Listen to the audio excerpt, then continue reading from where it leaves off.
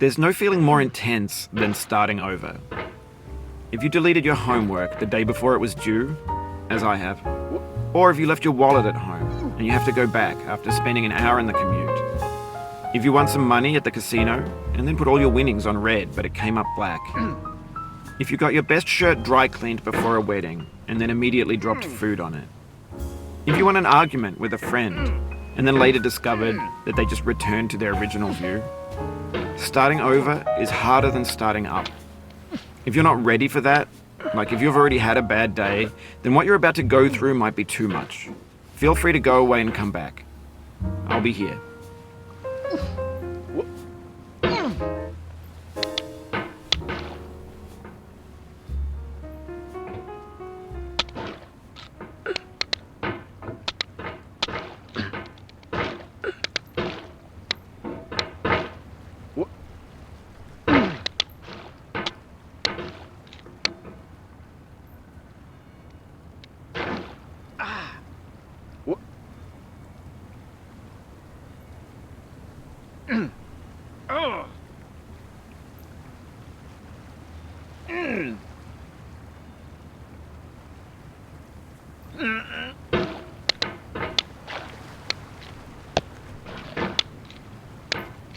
Alright, thanks for coming with me on this trip.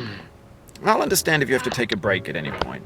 Just find a safe place to stop and quit the game.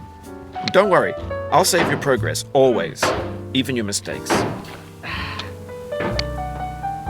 This game is a homage to a free game that came out in 2002, titled Sexy Hiking. The author of that game was Jazzuo, a mysterious Czech designer who was known at the time as the father of B games. And B games are rough assemblages of found objects. Designers slap them together very quickly and freely, and they're often too rough and unfriendly to gain much of a following. They're built more for the joy of building them than as polished products. In a certain way, Sexy Hiking is the perfect embodiment of a B game. It's built almost entirely out of found and recycled parts, and it's one of the most unusual and unfriendly games of its time. In it, your task is simply to drag yourself up a mountain with a hammer. And that act of climbing, in the digital world or in real life, has certain essential properties that give the game its flavor. No amount of forward progress is guaranteed. Some cliffs are too sheer or too slippery. And the player is constantly, unremittingly in danger of falling and losing everything. Anyway, when you start Sexy Hiking, you're standing next to this dead tree that blocks the way to the entire rest of the game. It might take you an hour to get over that tree, and a lot of people never got past it. You prod and you poke at it, exploring the limits of your reach and your strength, trying to find a way up and over.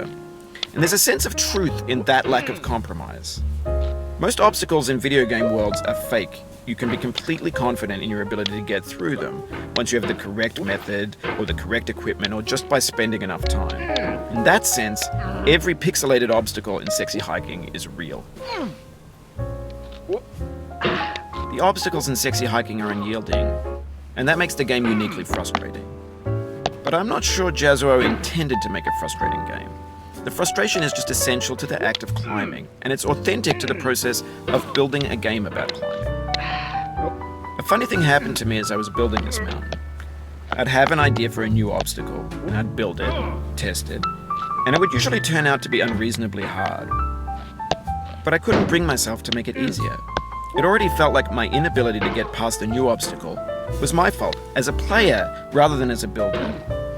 Imaginary mountains build themselves from our efforts to climb them, and it's our repeated attempts to reach the summit that turns those mountains into something real.